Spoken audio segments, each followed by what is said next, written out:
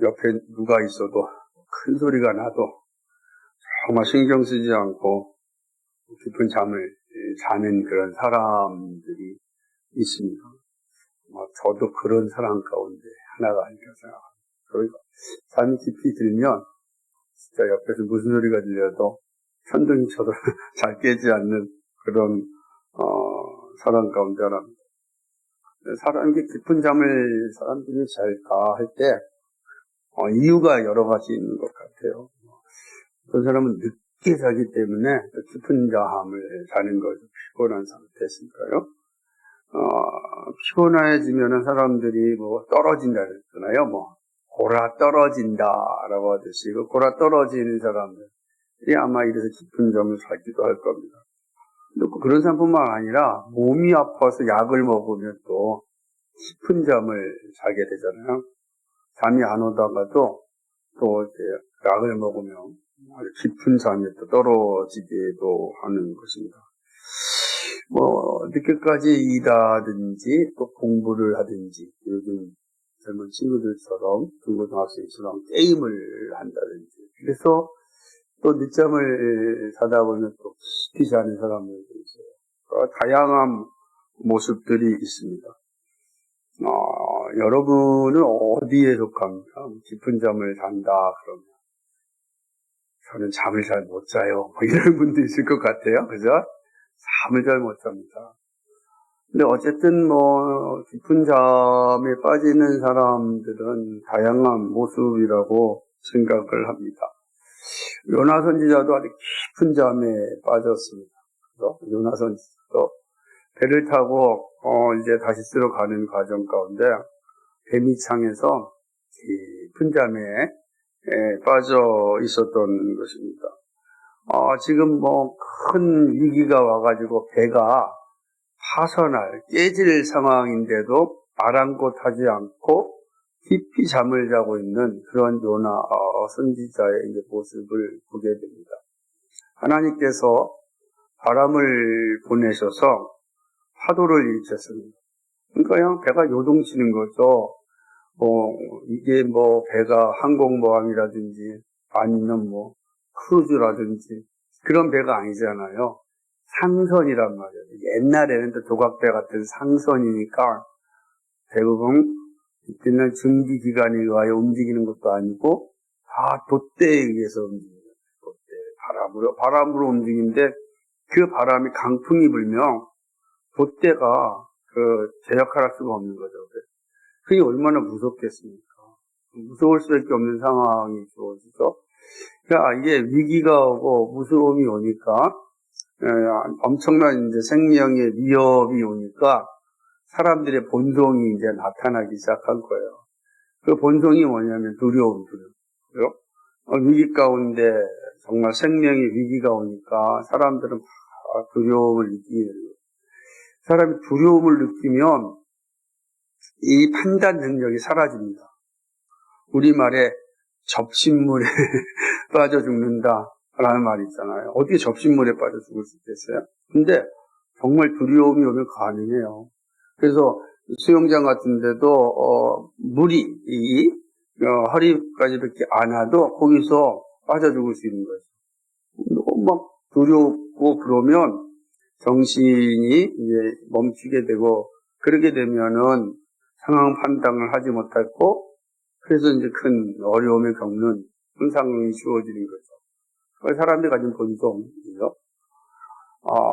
또 하나의 본성이 뭐가 나타나냐면, 이제 바로 자기 신을 찾는 겁니다.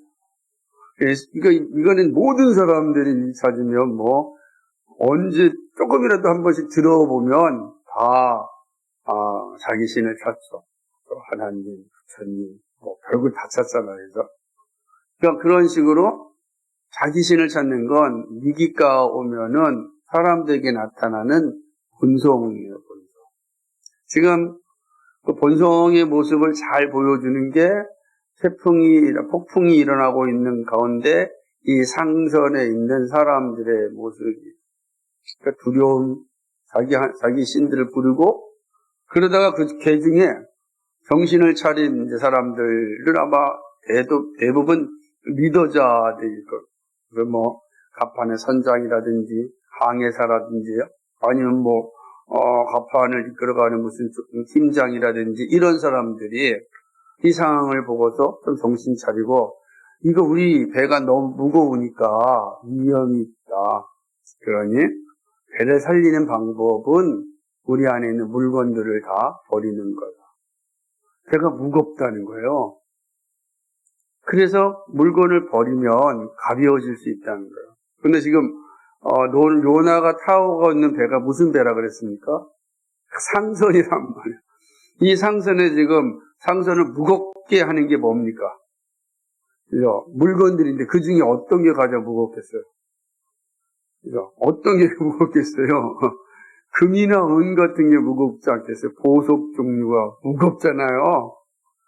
아마 제가 보지 않았으니까 모르겠지만 처음부터 그건 버리지 않았을 거예요. 그래도 이제 조금 가격이 덜 나가는 것부터 버리지 않았을까. 그죠? 그런데 가격이 덜 나가는 건 무게가 덜 나갈 수 있으니까 의미가 없는 거죠. 아무리 버려도 이거는 배가 부서질 수밖에 없는 상황이 되니까 자연스럽게 그들이 그렇게 소중하게 여겼던 보물들, 금과 은과 동과 뭐 이런 것들을 버릴 겁니다. 그래야 사니까 생명보다 돈이 더 중요하지 않잖아요. 죽음 무슨 의미가 있겠어요? 그러니까 오늘 본문을 보니까 물건들을 바다에 다 버렸다. 이렇게 기록돼요. 버리는 거죠. 그러고는 지금 이거 절체절명의 상황인데 요나는 잠을 자고 있어요. 깊은 잠을 자고 있다는 거예요. 무슨 말이냐면 지금 배 위에서 어떤 일이 일어나는지 아무 관심이 없다는 겁니다. 자기 혼자만의 평안을 누리고 있는 거예요. 이 사람이 누구예요? 선지자가 영혼을 책임질 사람, 영혼을 책임질 사람. 영혼을 책임진 사람이 자기 혼자 살고 있는 거예요. 이 모습이 오늘 이 짧은 4절과 5절에 기록된 겁니다. 여러분이 이 짧은 두 구절을 읽으면서 어떠한 생각이 여러분에게 딱 들으셨습니까? 많은 생각이 여러분들 들으실 겁니다. 그래서 우리는 본문을 통해서 이 4절과 5절에서 우리에게 가르치는 교리적인 교훈을 얻고 그거에 대한 우리의 삶의 모습을 돌아보려고 합니다. 우리가 첫 번째 볼 수 있는 교리적인 교훈은 뭐냐? 바로 이것인 겁니다. 창조주 하나님의 전능하심과 특별한 섭리라고 하는 거죠. 이 하나님께서 바람을 보내시고 폭풍을 일으키신 거죠. 사람이 한 게 아니잖아요. 그죠? 그러니까 자연을 움직이시는 하나님의 모습을 명확하게 보여준 거죠.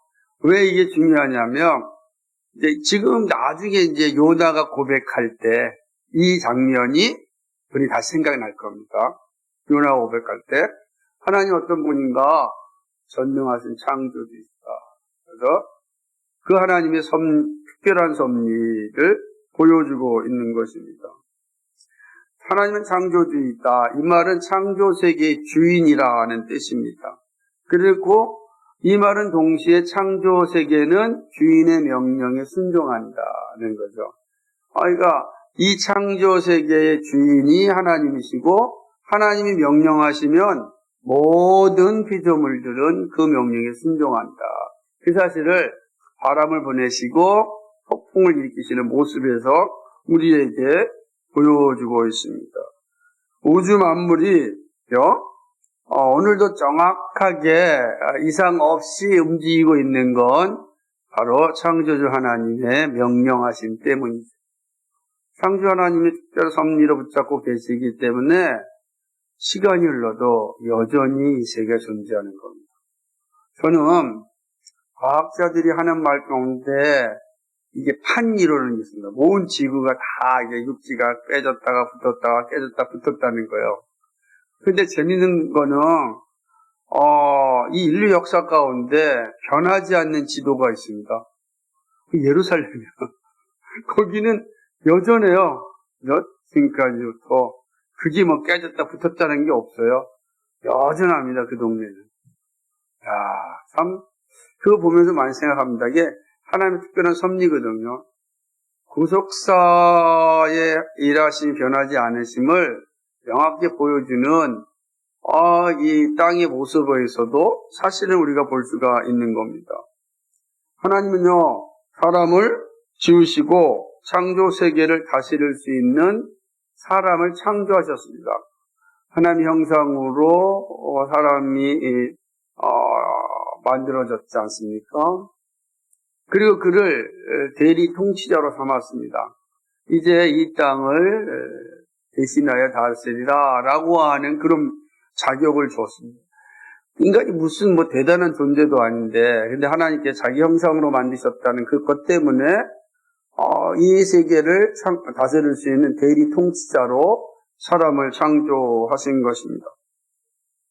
이것은 모든 창조 세계가 이제 사람 앞에 복종하게 됐다라는 거예요. 사람의 명령을 받는 것이 이 창조 세계의 대리 통치자니까. 그래서 사람에게 어마어마한 권한이 주어진 겁니다. 그 사람의 권한에 따라서 이 창조 세계가 존재하기 때문에 그런 것입니다. 하지만 안타까운 것은 이 첫사람의 타락으로 말미암아서 이 모습에 균열이 일어났습니다. 그러니까 이 창조 세계는 하나님이 다스렸단 말이에요. 하나님의 대리 통치자인 사람이 다스렸어요. 그러니까 이 상황에서는 둘 다 문제가 없는 거예요. 죄가 없단 말이에요. 그러니까 죄가 없는 존재가 이 창조 세계를 다스렸을 때는 창조 세계가 문제가 없는 거예요. 온전한 다스림에 순종하였습니다. 그런데 대리 통치자인 사람이 어떻게 됐습니까? 이게 죄를 지음으로 말미암아 타락하게 된 거죠. 타락하였다는 것은 그의 통치가 불완전하게 되었다라고 하는 거예요. 온전한 통치가 이루어진 것이 아니라 불완전한 통치가 사람으로부터 이루어졌다라고 하는 거죠. 그러니까 사람의 통치가 불완전할 뿐만 아니라 자연도 이 타락의 영향을 받아서 문제가 일어난 겁니다. 그러다 보니까 이 자연세계도 사람의 명령에 불순종하는, 오히려 사람을 향하여서 도전하는 그런 상황이 이루어지게 된 거죠. 오늘 창조세계의 이 모습들을 보면 이러한 모습들을 심심치 않게 볼 수가 있는 것입니다. 그래서 하나님은 때때로 직접적으로 개입하셔서 자신의 뜻을 나타내십니다. 이 불완전한 세계에 하나님께서는 때때로 직접 개입하셔가지고 그 일을 이루신 거죠. 그 가운데 분명한 게 바로 예수 그리스도 오심이죠. 예수님 오시면 직접 참하시는 겁니다. 그래서 예수님 오시기 전에 어떤 일이 있었습니까? 선지자들에게 직접적으로 말씀을 하셨습니다. 그리고 선지자들에게 말씀 전에 어떻게 했습니까? 사람의 모습으로 현현하여 직접 나타나셨습니다. 하늘에서 직접 말씀하심으로 창조 세계를 다스리고 문제 많은 곳에 하나님의 길을 알려주셨습니다. 놀라운 거죠. 특별 섭리라고 할 수 있는 거예요. 그러니까 이 특별 섭리는 이제 언제 완성됐냐면 이제 성경을 통하여서 완성됩니다.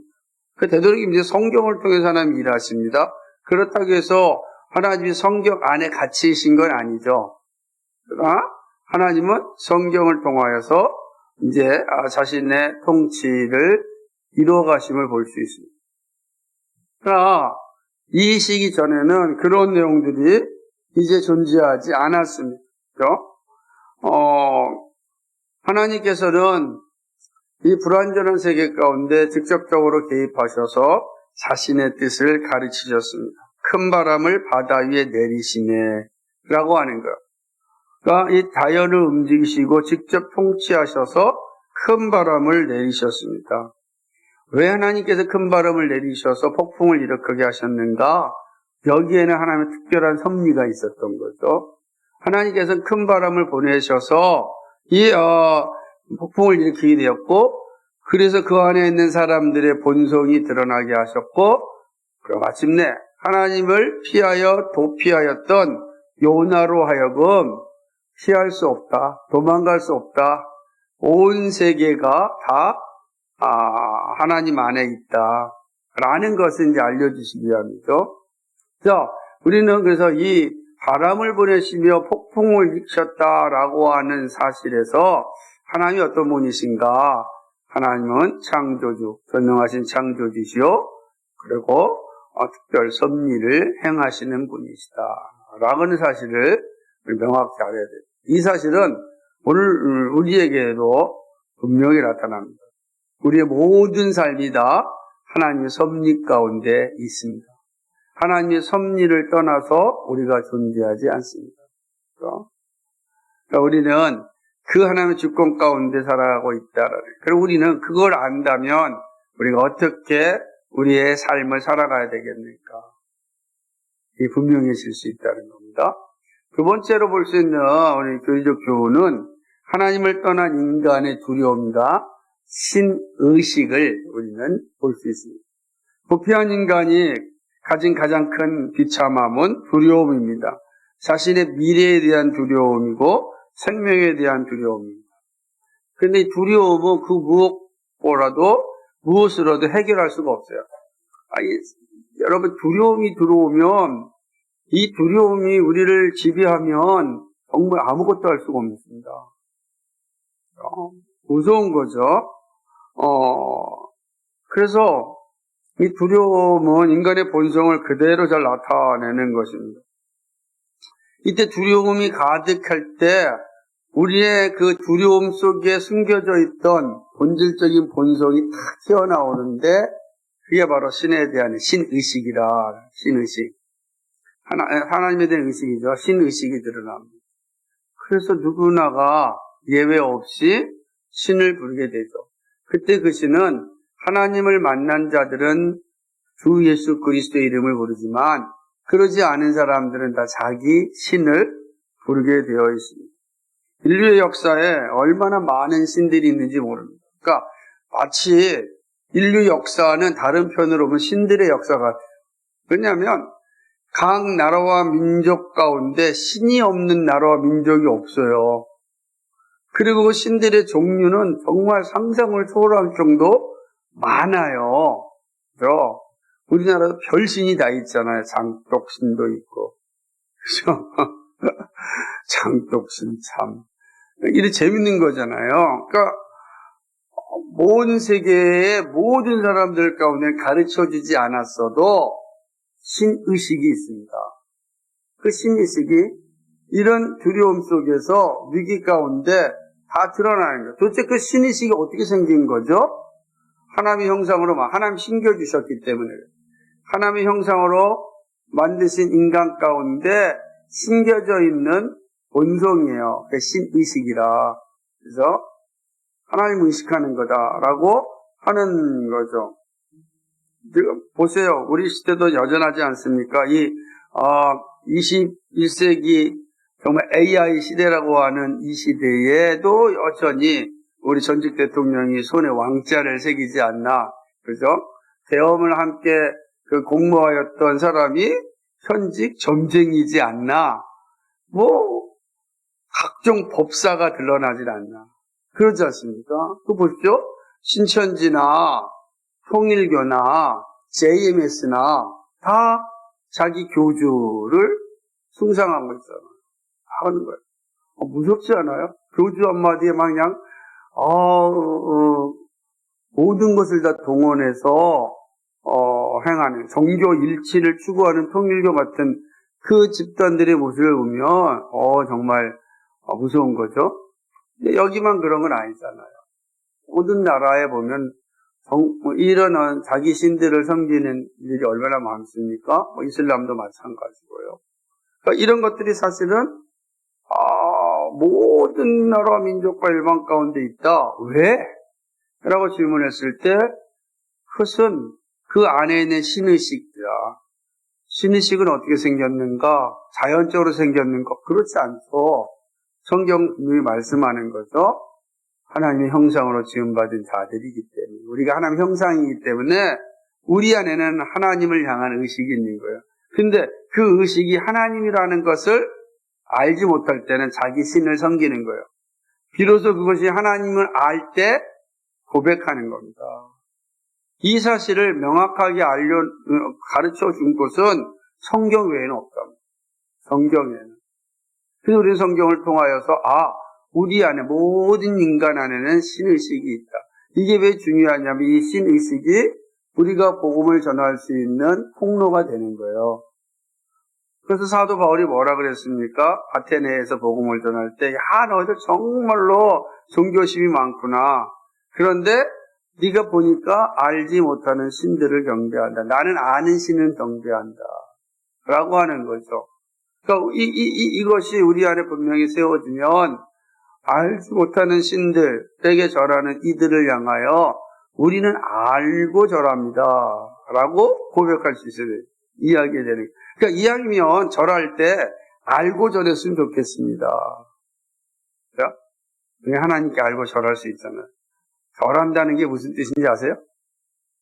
절한다? 예배라는 뜻이에요. 엎드려 절한다. 그게 예배라는 뜻이에요. 그래서 모든 인류는 다 예배하고 있어요. 알고 예배하는 자와 알지 못하고 예배하는 자. 오늘 이 요나의 모습에서 알지 못하고 예배하는 자들의 모습을 우리가 잘 보여주고 있다라고 하는 거죠. 모두가 참 하나님을 찾지 못한 현실입니다.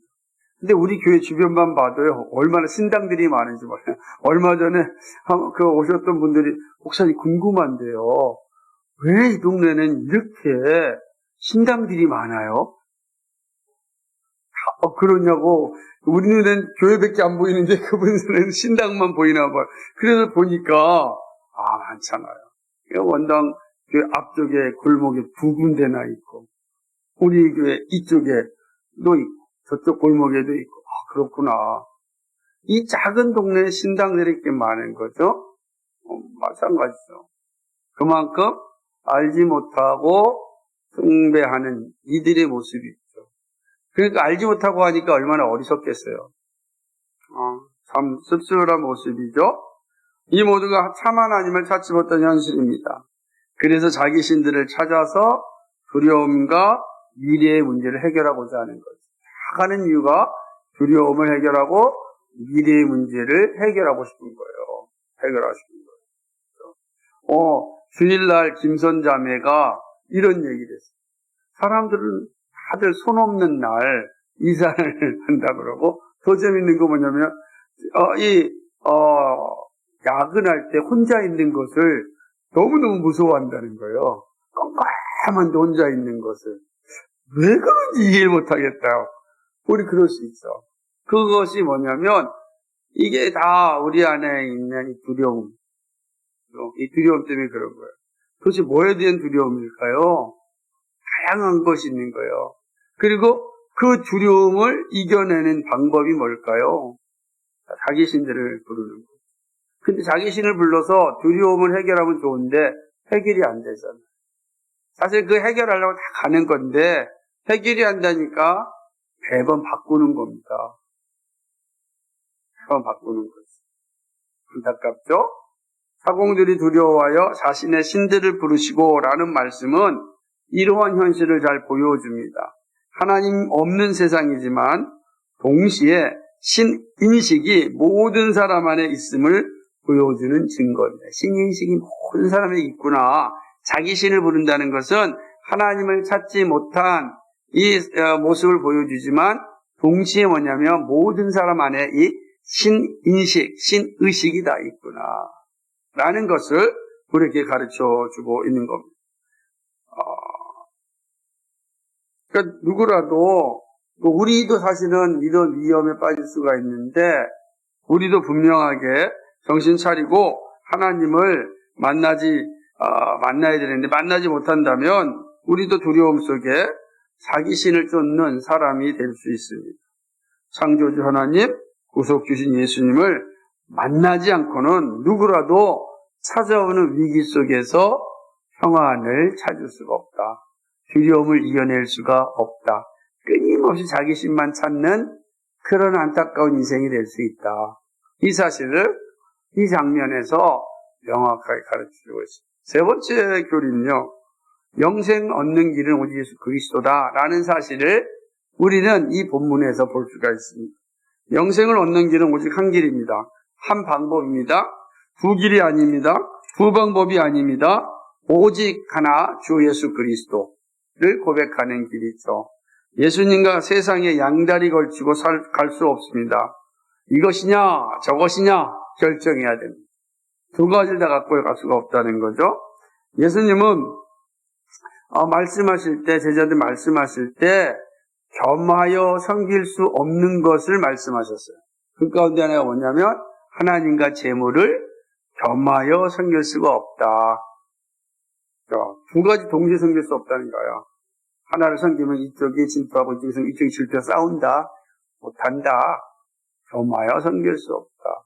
사도 바울은 고린도후서 4장 18절에서 뭐라고 얘기했냐면 예수님과 벨리알을 함께 따를 수 없다. 그죠? 어떻게 예수님과 마귀를 같이 따를 수 있겠어요? 그 마치 예배당 안에서 예수님하고 예배당 밖에서는 벨리알하고 이게 말이 되겠습니까? 할 수 없다. 둘 중에 하나다네. 이것이냐 저것이냐라고 하는 거예요. 예수 그리스도인지 아니면 벨리알인지. 그래서 열왕기하 18장에 보면은 갈멜산에서 그 놀라운 바알 신들과의 전투를 했던 엘리야가 뭐라고 얘기했습니까? 야, 결정해라. 여호와 하나님인지 여호와를 하나님을 섬길 것인지 아니면 바알을 너희 하나님을 섬길 것인지 결정해라. 나와 우리 가족은 여호와를 우리 하나님으로 섬길 것이다. 그러니까 둘 다 못 숨기는 겁니다.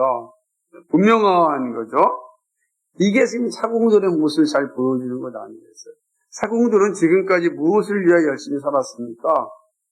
돈이잖아요, 돈.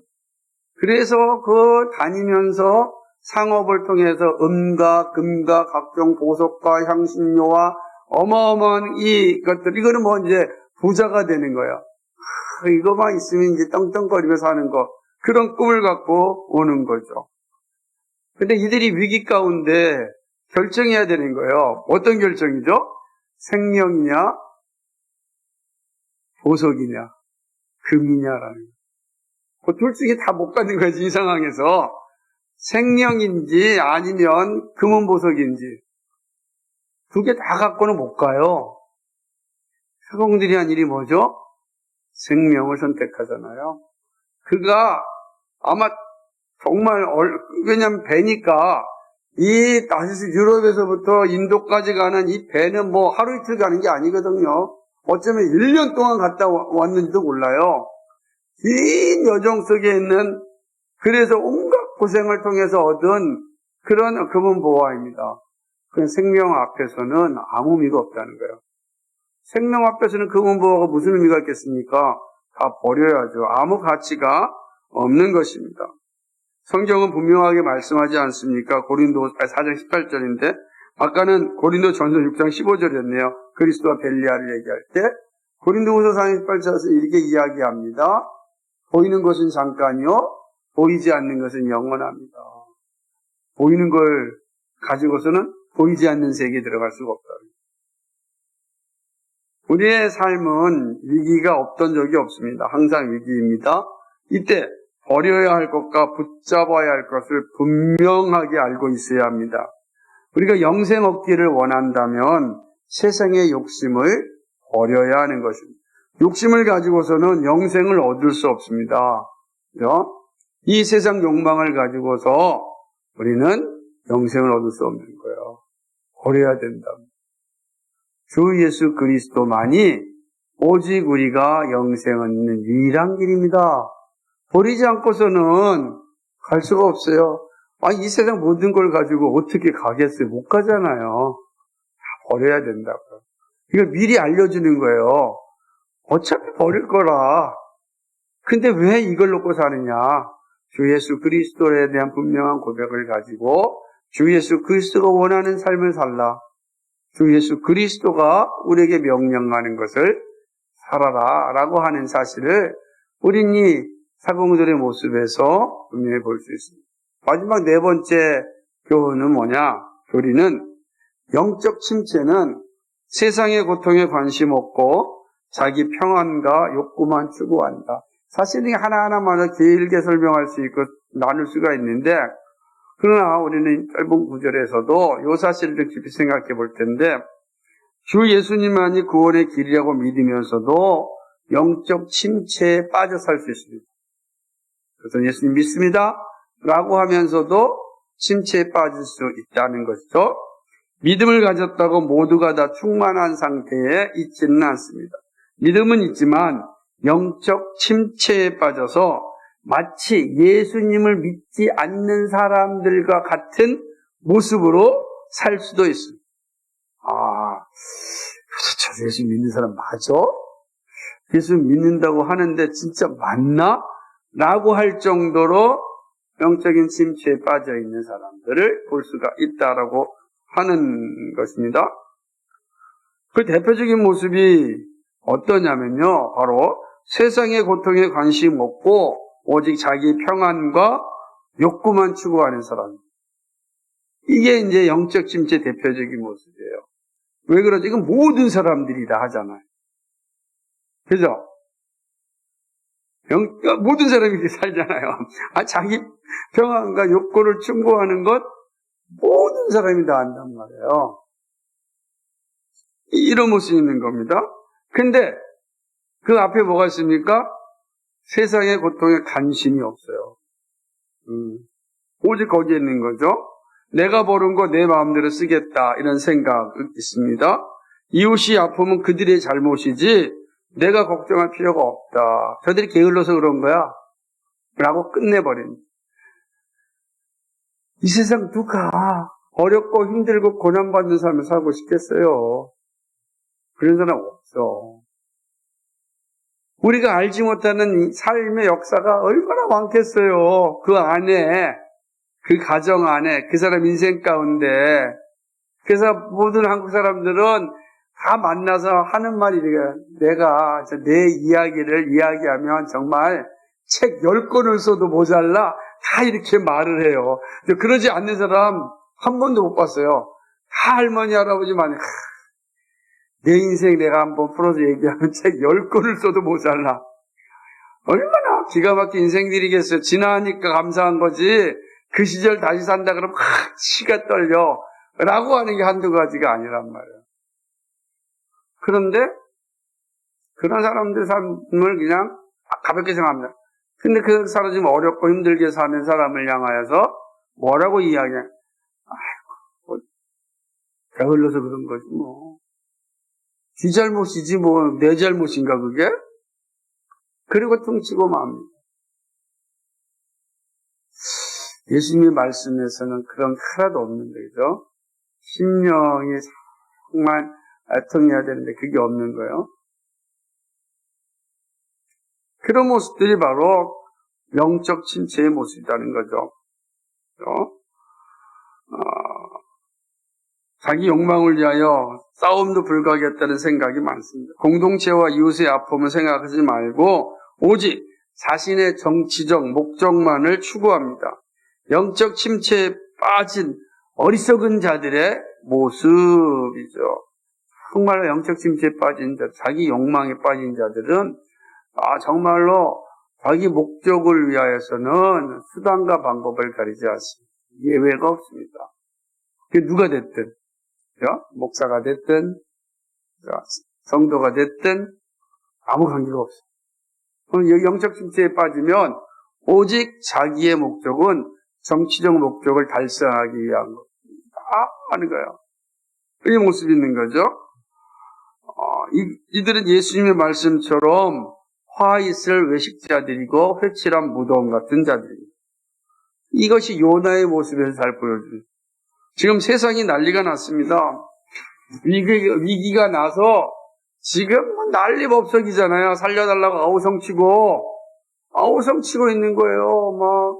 그러면 그 사공들이 1년이라 칩시다. 1년 내내 벌었던 거 바닷속에 다 던질 때 그 마음이 어떻겠어요? 내가 이러려고 이런 고생을 했나? 온갖 생각이 들고 아마 돌아가서 맞이해야 될 상황들 자기를 기다리는 가족들 생각하면 억장이 무너지는 거예요. 억장이다. 속상한 이루 말할 수가 없는데, 근데 그것보다도 지금 자기 생명이 경각에 달려있으니 우성치고 살려달라고 자기 신들을 부르고 별일을 다 하고 있는 것입니다. 그런데 이 요나는 뱀이창에서 곤히 자고 있다니까요. 가만히 자고 있는 것입니다. 세상의 난리에 관심이 없습니다. 이게 모든 걸 초월한 평안의 모습입니까? 그렇지 않은 거예요. 지금 이 요나가 지금 하나님을 떠난 거 아니야. 하나님의 말씀을 피하에 도망친 사람. 자기 욕망, 자기 평안을 추구하는 사람이었어요. 닭이 죽든 말든 나는 잠만 자도 돼. 내가 피곤해 죽겠는데. 라고 하는 상황입니다. 그러나 사실은 이 위기에는 깨어나야 하죠. 잠들어서는 안 됩니다. 지금 살려달라고 아우성치고 있는데 개인적 평안만 누리는 것은 하나님의 뜻이 아닙니다. 세상에 난리 법석이 있는데 우리 교회만 평안하면 돼 라고 하는 것은 하나님의 뜻이 아니라는 거예요. 그러니까 교회가 정신 차려야 되는 요소도 여기 있고 그리스도인된 우리가 정신 차려야 될 모습도 여기 있고 그걸 여기 있다는 거죠. 물론 우리가 세상의 모든 짐을 다 지라는 것은 아닙니다.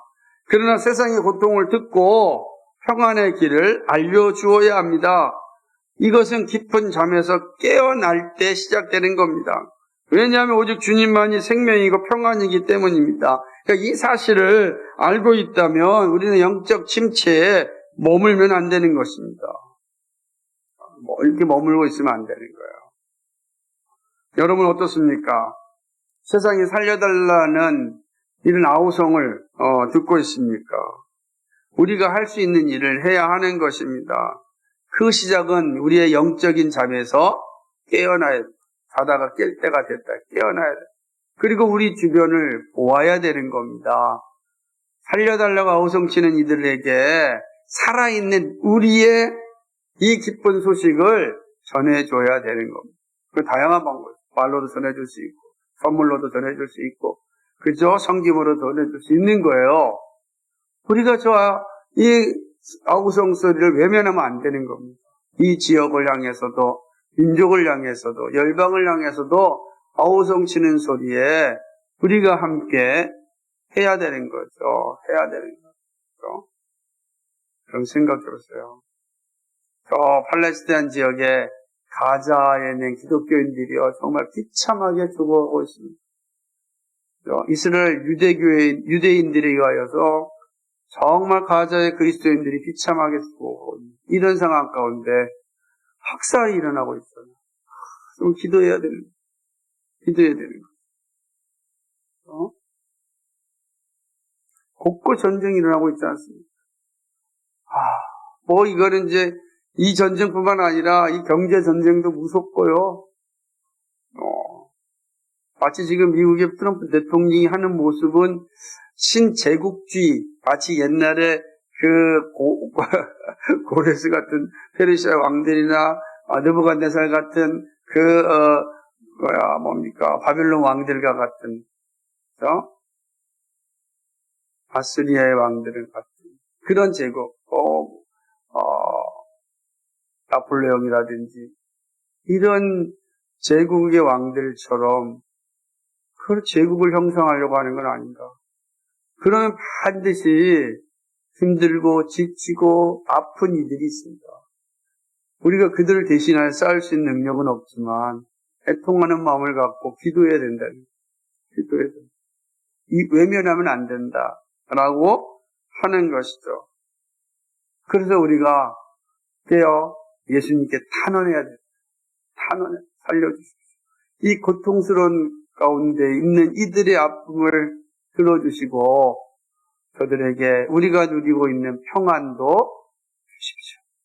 그게 우리가 이게 중요하다. 말씀을 했습니다. 여러분은 창조주 하나님의 전능하심과 특별한 섭리를 믿고 있습니까? 여러분의 삶에 하나님의 특별한 섭리가 함께하고 있다는 사실을 아십니까?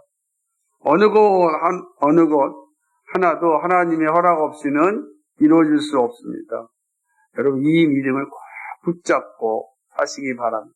나의 삶에 나를 향한 하나님의 특별한 섭리가 있어서 오늘도 나는 살아간다. 앞으로도 나를 향한 하나님의 특별한 섭리가 나와 함께 할 것이다. 이 믿음을 꼭 붙잡으라. 난 혼자가 아니다라고 하는 거예요. 얼마나 여러분은 하나님을 떠난 인간의 두려움과 신인식이 모든 사람 안에 존재함을 확신하십니까? 이것이 우리로 하여금 세상을 향하여 복음을 전할 수 있는 길임을 알고 있습니까? 사람의 두려움은 오직 하나님 안에서만 해결받습니다. 우리가 믿고 전해야 될 분명한 사실이죠. 하나님을 만나기 전까지는 우리의 마음을 항상 공허합니다. 하나님을 만나야 비로소 평안을 누릴 수가 있는 것입니다. 이게 중요하죠. 그러면서 우리가 분명히 고백할 것은 주 예수 그리스도입니다. 여러분은 영생 얻는 길은 오직 예수 그리스도이심을 고백하고 있습니다. 누구에게라도 이 진리를 자신 있게 전하고 있습니까? 이것이 우리의 신앙입니다. 자신 있게 전합니다.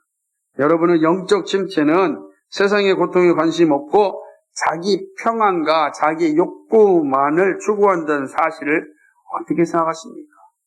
여러분은 어떻습니까? 그렇죠? 여러분은 영적 침체에서 벗어나기 위하여서 어떻게 애쓰고 계십니까? 오늘 말씀을 듣고 한 가지라도 삶에서 실천할 수 있기를 소망합니다.